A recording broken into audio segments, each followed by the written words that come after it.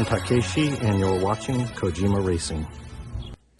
Alright, for those of you that have been waiting for the ZF6 swap on my dually, Project Duallicorn, I know I told you I was going to do a tutorial. This isn't a tutorial though. Disclaimer, this is just going to be a step-by-step of how I did it, just so everyone can see the steps involved. I don't recommend doing it yourself, especially if you have no mechanical experience, obviously. I'm not going to go over every detail of the swap, just what's different from replacing a transmission in the truck itself. So let's go ahead and get started.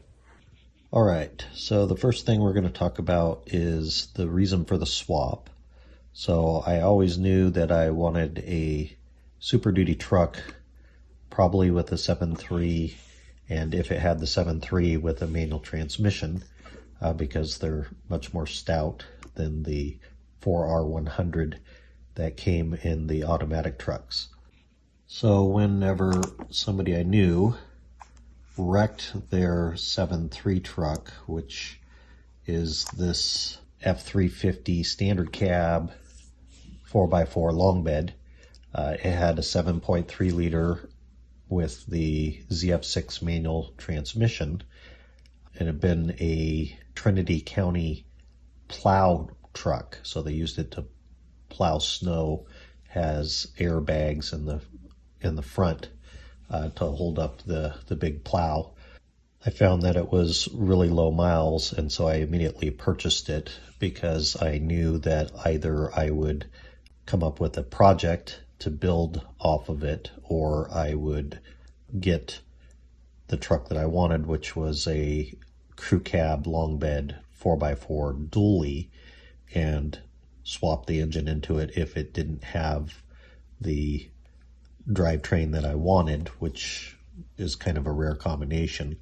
And I thought I might even go with a old body style truck like the 1992 to 1996 body style and swap in the newer 7.3 because it is superior to the old 7.3 Powerstrokes, and then a ZF6 6-speed instead of the 5-speed that came in those year trucks. Then I came across a truck on Facebook Marketplace, which is this 2000 F350 crew cab long bed dually 4x4, and I'll tell you more about that if you go back and watch the walk around on the truck. But it was in pretty rough condition. I found that the truck was a Lariat LE, which stands for limited edition, which was the top of the line truck at the time, and they only came with automatic transmissions because it was considered a luxury truck. I was able to purchase the truck for about $9,000 because it was in such ratty condition, as you can see in the photos. I was able to decently clean it up, and it had a relatively low mileage 7.3 liter Powerstroke in it already, so I didn't end up needing the 7.3 in the wreck truck that I bought, but I had decided that I would manual swap the truck because I preferred the ZF6 transmission. Got the truck all cleaned up and kind of looking how I wanted it to look. Right before the 4th of July, wanted to pull my trailer over to the coast and go camping on the 4th, and so I didn't have enough time to do the transmission swap on it yet. So instead I just flushed it, changed the filters in the 4R100, and took it to the coast to go camping, and figured I would get into doing the swap later on with the truck. Well, it performed well towing over to the coast and all throughout the camping trip, and then coming back it puked up the transmission about 2/3 of the way back, and I had to have the truck towed back and the trailer towed back, and then so that really expedited the plans to to do the manual swap on it. So once again, we're going to go over the differences between just replacing a transmission in the truck and actually what's different to swap it to the ZF6 transmission. And so we'll start with the floor pan of the two trucks. The ZF6 trucks have a larger transmission hump to clear the transmission, while as the automatic trucks had a lower floor pan because the automatic transmission wasn't quite as tall, and then of course there's no shifter on top of it. There's linkage that goes up into the front of the firewall where the steering column connects to it, and you have to cut the floor pan out of the donor truck. As you can see here, I've cut a slightly larger section out than I needed to, and then you can trim off what you don't need from the donor truck, and then you place it over the floor of the receiving truck and basically make sure that it's trimmed to the right size where it's going to fit well, and then you can trace around it with like a permanent marker, a metallic permanent marker in my case, because my floor pan is black. As you can see, I traced around it, and then I cut out the floor pan of the receiving truck and left enough material so that I could overlap the new floor pan transmission hump with the existing one. And you can see in the photographs there, I've made a couple of relief cuts so that you can bend the sheet metal up a little bit to meet with the floor pan out of the donor truck, and that gives you a better surface to attach it and seal it. Here you can see I've removed the manual transmission out of the donor truck. It's pretty greasy, needs to be cleaned up, and of course you need the corresponding transfer case. And then I started with removing the automatic transfer case out of my automatic truck, the receiving truck, and dropped the transmission out of there.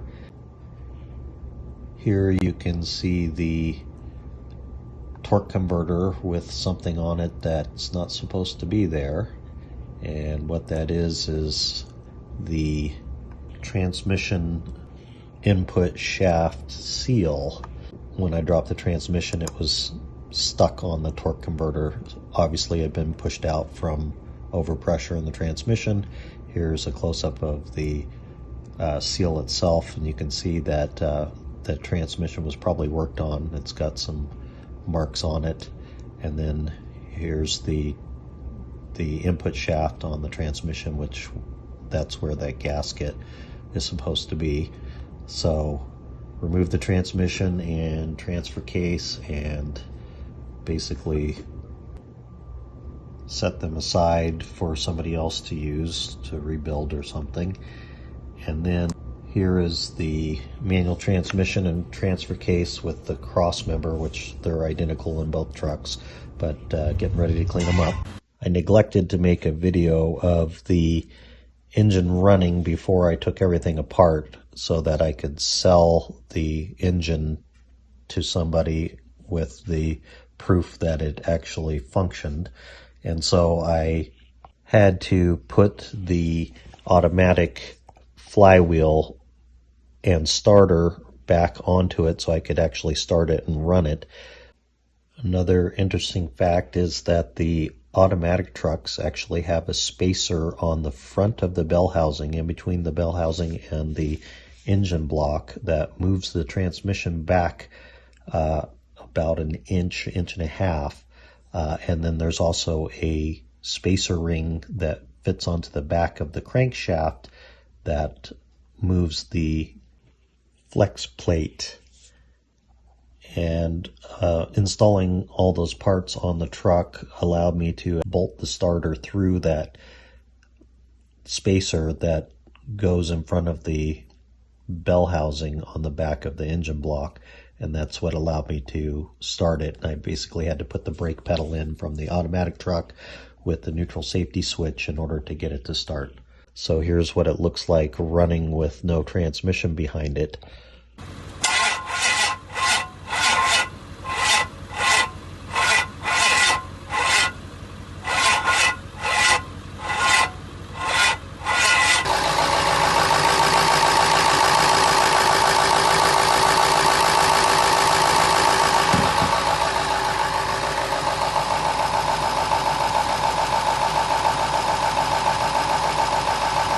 So parts that you'll need off of the donor truck is the clutch and brake pedal hanger assembly.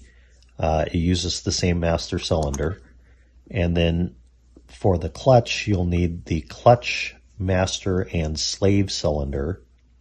And that includes the clutch master cylinder reservoir, which you'll see here is just a little plastic thing that snaps onto one of the wiring looms under the hood. Here you can see the hole that is already in the firewall on both trucks.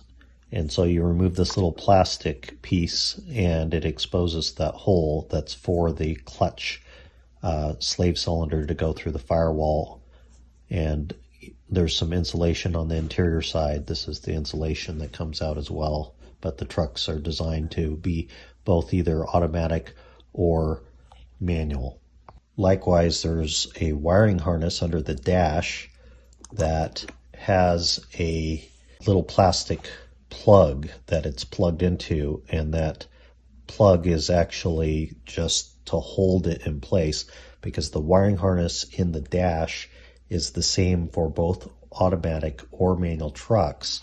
Pictured on the right-hand side is the plug that you'll need to take off with the brake and clutch pedal assembly, and what that is it's the neutral safety switch, and that plugs into the wiring harness that is plugged into the dummy plug under the dash. Once you've got that all buttoned up and the clutch and brake pedal hung, you can move on to the steering column. What you need to do with your steering column: the steering columns are the same between both trucks. However, there are parts that need to be removed. So in part of this photo, it shows the gear selector indicator, which actually comes out of your instrument cluster and detaches from the steering column. And then you need to take the plate that comes in the manual truck and swap it out, and it covers that section of the instrument cluster that would have the gear selector indicator on it. Additionally, you need to remove the gear selector and the linkage off of the steering column. It's just a simple unbolt proposition, and this is what all these parts look like once they've been removed from the steering column, and then you can put your steering column back in the truck. And here is your instrument cluster with the blocking panel in it. So you're using the automatic instrument cluster, the instrument cluster that came with your truck, with the blocking plate. Additionally, the steering column shroud is going to be different, obviously, because there's a slot for the gear selector in the automatic truck and there's not on the manual truck. So I took it out of the manual truck. Problem with the manual truck is it didn't have tilt steering, so I had to cut a hole into the shroud for the tilt steering lever, and then everything bolted up. Now comes the time to actually physically install your transmission, transfer case, supporting cross member, and your drive shafts. Before you do that, obviously with having everything apart, it's best to replace the clutch and pressure plate, which I put a Valère carbon ceramic clutch in to hold a little bit extra power, a little bit extra torque, and I probably should have replaced the clutch, master, and slave cylinder and reservoir because the entire kit only costs $170. And now that I've got the truck back together, that failed, and it's prone to failure because it's made out of plastic and it's pretty weak. And so highly recommended to replace that if you're into the truck this far anyway. And so the transmission wiring harness runs up here, and inside the driver's side frame rail runs back, and then it crosses over to the top of the transmission, and so it plugs in on the transmission and on the transfer case. And so you got a couple plugs there, and so you have to swap that wire out. You have to take it from the donor truck and put it in here, and then of course here's your linkage for the transfer case, where it comes down through the floor pan, and that's all different than the automatic, because the automatic has an automatic transfer case with an electronic step motor on it that makes the shift into four-wheel drive with a switch in the dash, which was removed and it's now trash,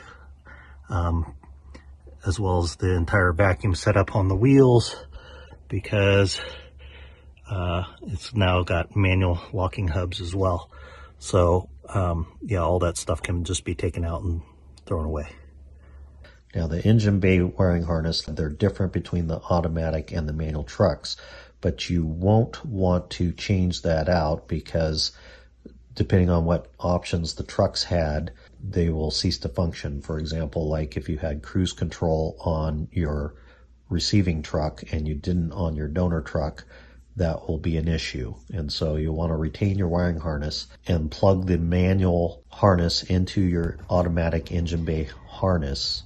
So as you can see, there's this plug that's going to be left with no corresponding wire loom to plug into. There's 3 Molex plugs down here against the firewall beneath the master brake cylinder, and you can see probably the pin, the wire that I've got pushed into it.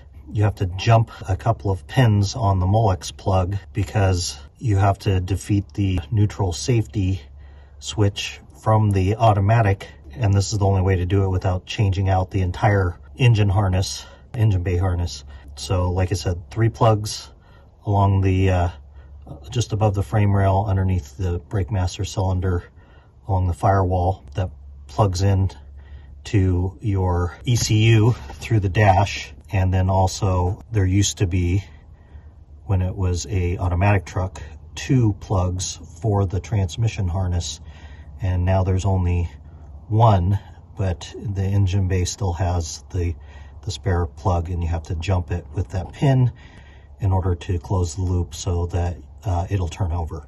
So back to the transmission tunnel floor pan. As you can see in this photograph, there is a hole in both floor pans for a manual transfer case lever selector. However, it has a plate glued over it in the automatic trucks, and all you have to do is just take that off, and then I ground it down so I could paint it. It already has holes for you to screw in the rubber boot and bezel for the manual transfer case lever. I guess some of the trucks did come with a manual transfer case and an automatic transmission, and that's why that plate is there in every truck, but the floor pans are different between the manual and the automatic. Here's the section that I cut out of the manual truck. I painted it so it won't get all rusty, and so it matches the black floor pan in my receiving truck. Painted up the actual floor pan transmission hump so that there's no exposed metal on that either, and so the 2 parts now match. And then here is what it looks like actually after I attached the new section to it. Some people will weld these in, but I didn't think that was a good idea, so I used silicone and self-tappers, and so then I have an access panel where I can take it out if I need to work on the transmission, and it definitely made it a lot easier to put the transmission in. So as you can see, the transmission is installed at this point, and here's the finished product now with the carpet rolled back out and stretched over the new transmission hump, because it is the automatic carpet, which is smaller. And you can see the manual transfer case selector on the floor on the opposite side, and then put the seats back in. Center console, as you can see, they're out of a newer truck. I interior swapping the truck to a 2008 or newer style interior as well. I have yet to get to the dash on that, but door panels and heated leather seats are in the truck. So there you have it. That's the finished product on a ZF6 manual swapped 7.3 Powerstroke. If you enjoyed this content, please like and subscribe to my channel for continuing updates on Project Duallicorn and Shelby and Mustang content. Thanks for watching.